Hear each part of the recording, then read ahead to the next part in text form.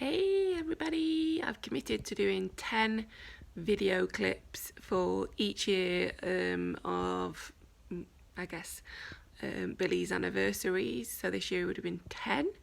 And each video clip is going to represent why we are choosing to raise money for Tommy's and how that links back to our story, I guess.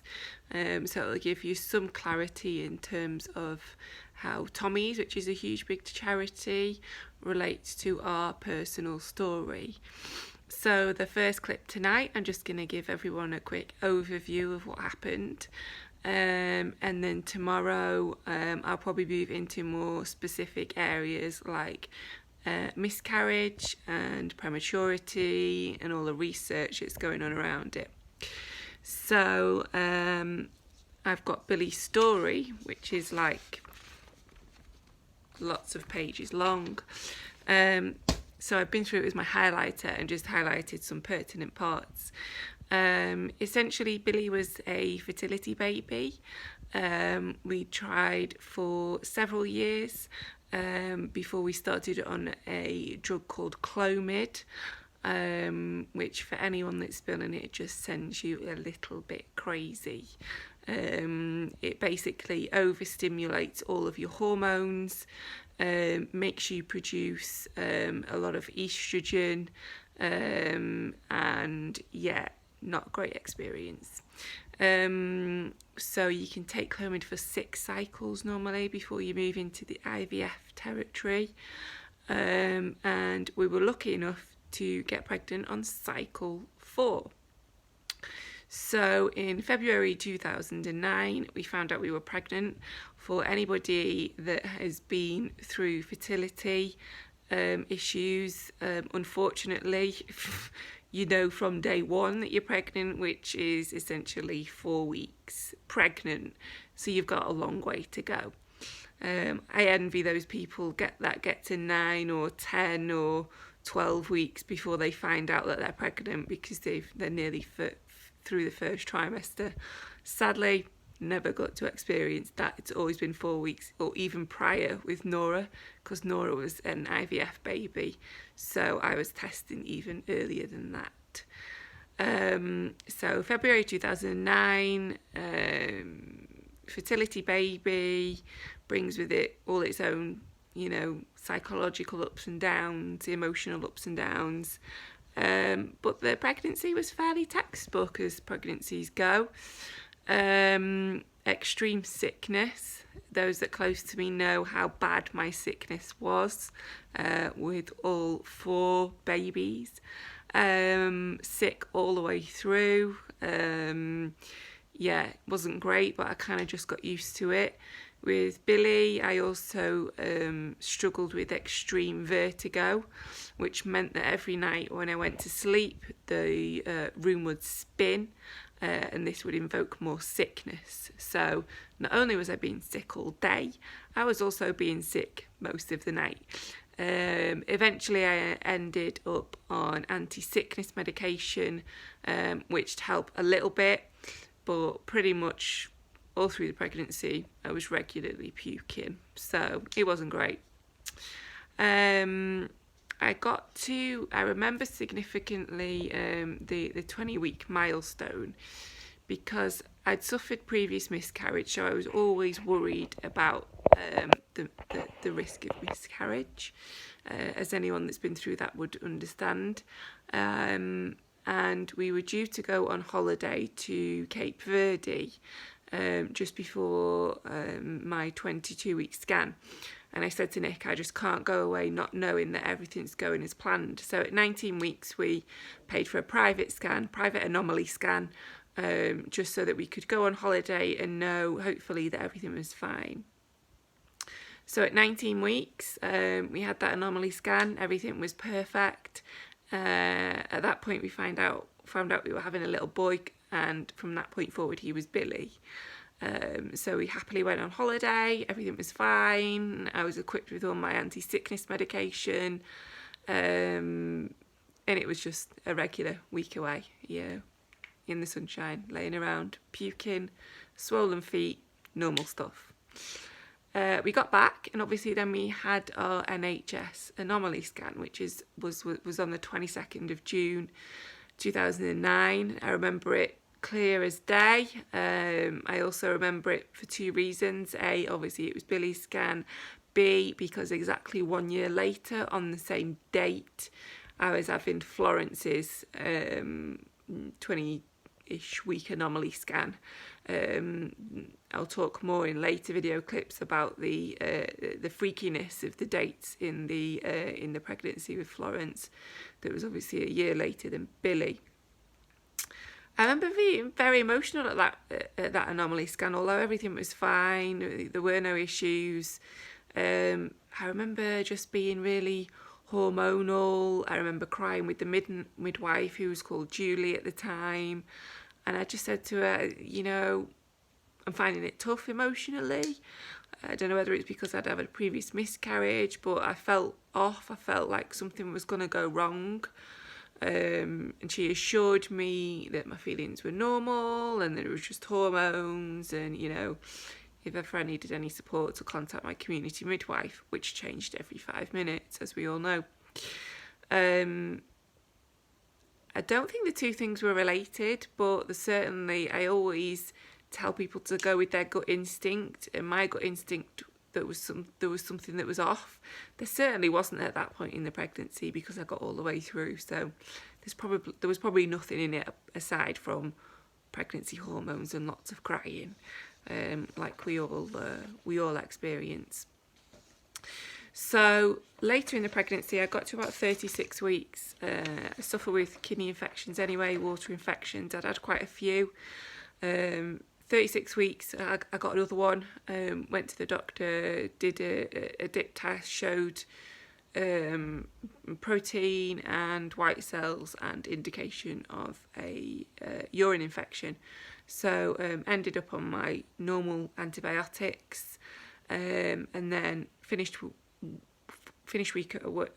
work a week later at 37 weeks, hoping for a few weeks of rest. I suffered extremely with pregnancy insomnia with Billy. He'd wake up at 3 a.m. and constantly kick me for hours and hours and hours, and I just was drained by the point. I just was living or surviving on power naps. 23rd of October, I went to a regular community midwife appointment. I'd been feeling a little bit off. I said at previous appointments, I'd had mild headaches, my feet were swollen, nothing major, you know, nothing significant. My face was a bit swollen. Blood pressure was normal. Obviously, I had protein in my urine because I've been suffering with a kidney infection, which was ongoing. 38 weeks and 5 days, I went to that appointment on my own, regular appointment. Midwife I'd never met because it had changed again. She changed again. And at that appointment, first thing she did was dip my urine. Hang on, my power's gone on. First thing she did was dip my urine, and my protein was off the scale. And at that point she said, you need to go to the hospital because there's something wrong, you've got preeclampsia. She said, let me take your blood pressure. And she said, yeah, your blood pressure is too high. You're not going to be able to drive yourself to the hospital because I'm concerned that you are going to go into some kind of seizure, which you have when you get preeclampsia, when the two combined become too high. I said, that's okay. Unfortunately, it was the day that there was a family wedding, so everybody was getting ready to go to a wedding. And Nick was at work in Congleton, so he couldn't get home quick enough. So I had to call my mum. She was the nearest, and she turned up with my dad to take me to the hospital, by which point the midwife had not been able to find a heartbeat with her Doppler. So I got my mum come around the corner. The midwife put me in the car. I got to the antenatal clinic about 12 o'clock. Thankfully, morning session had finished. The clinic was empty. There was nobody there apart from all the midwives. They took me in straight away. And I remember the midwife, she's still there now. She's very matter of fact. Her name's Anne. If anyone's experienced Anne, you'll know she doesn't beat around the bush. And she said to me, "I'm sorry, there's no heartbeat. Your baby has died." And at that point, it became a bit of a blur. Anyone that knows me, I'm not really a shouter, I'm not really vocal, but there was a lot of shouting and screaming. And there was an amazing midwife with me called Julie, and she calmed me down. Nick still wasn't with me. He was making his way back from Congleton to the hospital in Crewe. So it took about half an hour to get there, by which point I was in a side room with my mum, and Nick came in, and I remember the look on his face when I had to tell him that Billy had died. Yeah, sticks with me forever. And obviously, as the person carrying the baby, you feel the extreme sense of guilt. I don't think any woman in my situation would disagree with that.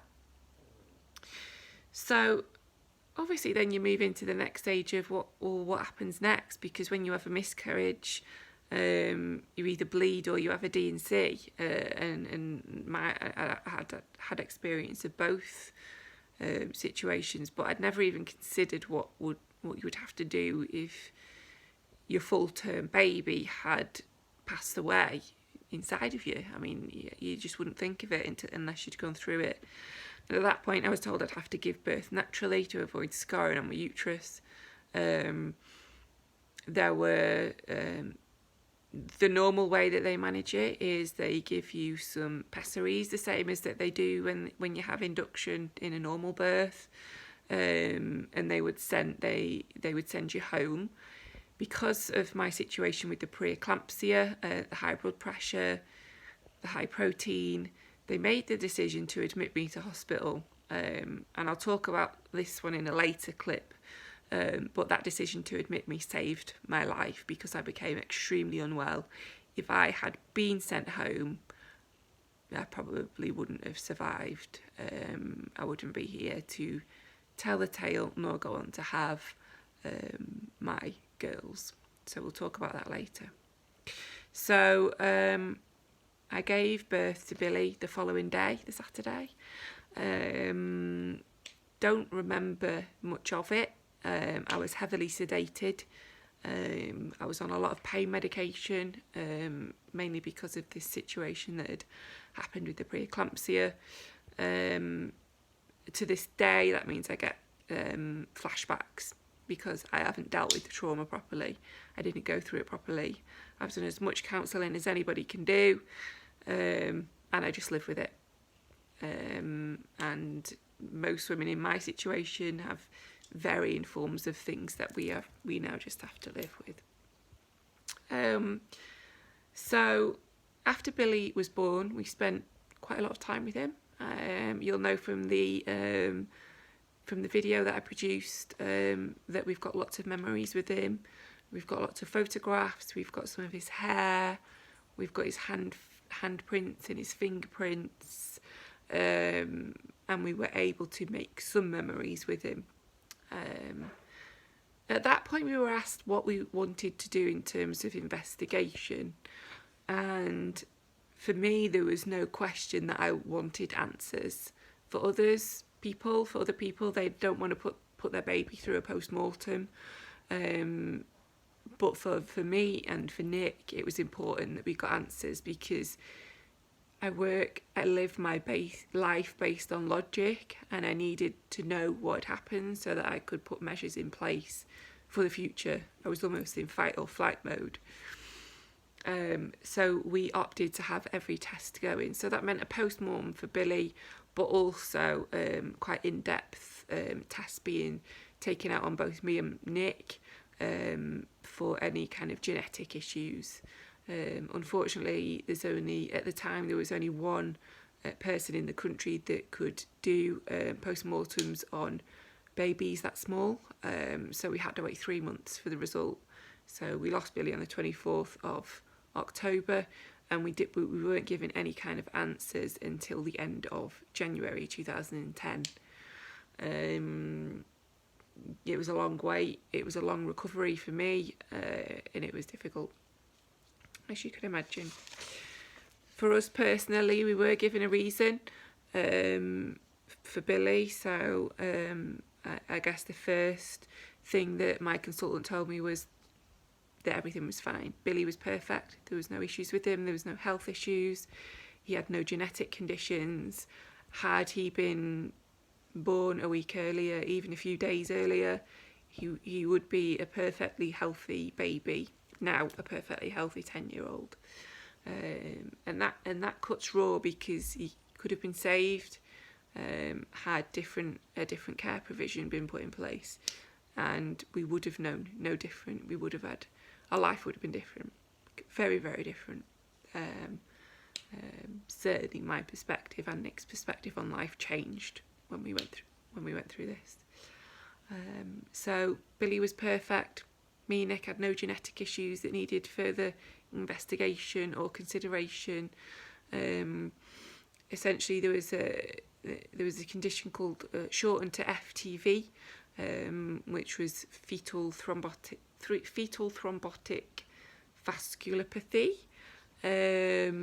Shortened to FTV. This was basically tiny blood clots that formed in all of the blood vessels of the placenta, and they just built up over a period of time, and blocked the placenta, the blood flow to Billy, and unfortunately it stopped the flow of blood and essentially caused him to pass away. There was my consultant said to me that even if he'd scanned me the day before, he probably wouldn't have been able to predict what was going to happen, because it wasn't one clot. A lot of the time it's one clot and you can see it forming. These were tiny clots, couldn't be seen. There was no growth restriction on Billy. Even if I'd been having regular scans, it wouldn't have indicated any issues. I didn't have any of the general normal symptoms of preeclampsia. I had a bit of protein. Still not sure whether that was a sign or not. We never will know. But as I said, I'll talk a little bit about that in another clip. So in summary, our boy would have been born healthily, normally. He would be here today, a normal 10-year-old, had we had a modified care plan. And the research that Tommy's has done over the last 10 years aims to predict people that would be at high risk of requiring a modified care plan, helping more babies to be born safely without any ongoing concerns like Billy would have done. Which is the reason why we personally choose to support Tommy's, because we would rather prevent people going through this as much as possible. I would like to see the rates decrease by, obviously now I've got 3 little girls who will hopefully go on to have their own families. I cannot imagine how I'm going to be when they're going through pregnancy, but I would hope that the research that of Tommy's continues over the next 10, 20 years, continues to reduce the risk of stillbirth and predict anyone that is at risk, so that modified care can be put in place. So that's the kind of summary story behind it. The next 9 clips will be a lot shorter, but I thought it was important to kind of give everyone kind of an overview of why we support Tommy so much, why we've done quite a lot of fundraising for them. We've done a few half marathons. Every year Billy's birthday and Christmas money that would have been allocated to his presents goes to Tommy's. For me, for us as a family, research is the most powerful thing for the future. As they say, knowledge is power, which is why we're doing this event. So I think we've pretty much sold out of reserved seated tickets. I think we've got about 10 left. So everyone who's bought one, thanks for coming along to support us. Again, if anyone's got any raffle prizes they want to donate, doesn't matter how small they are, happy to give you some information in terms of if you need to give something to your employer, like confirming that all the proceeds, 100% profit, is going to Tommy's. And the night in question, we're all looking really forward to it. It's not a somber event, it's going to be a high energy event, lots of dancing, lots of singing. My 2 older girls are dancing with their dance group, which I'm really excited about. Lots of tears, as I'm sure there will be, but I'm really looking forward, as Nick is, to spending that night with everyone. And thank you to everybody that's taking part for free, taking time to be with us, practice, rehearse. Most of all, thanks to my younger sister Becky and Matt, because they're taking the brunt of it, and the dance that they are doing is extremely challenging for them, and will give us the opportunity to be involved as part of their little flash mob. So we'll do a little bit of a dirty dancing towards the end. Sadly, Patrick Swayze won't be present. Matt doesn't quite fit the bill, and neither does Nick. So if anyone's got a spare Patrick Swayze lying around, that would be great, because I have a bit of a soft spot for him. So next clip will be tomorrow. If you want to join us, go buy your tickets. Bye for now.